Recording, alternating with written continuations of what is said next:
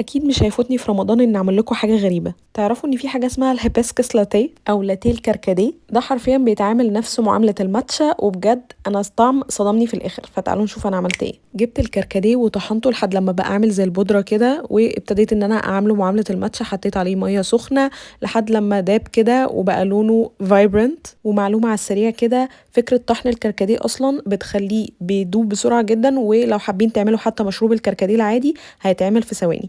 وبعدين بدأت أعمل اللاتيه الطبيعي، حطيت تلج وبعد كده حطيت عليه لبن أو حليب.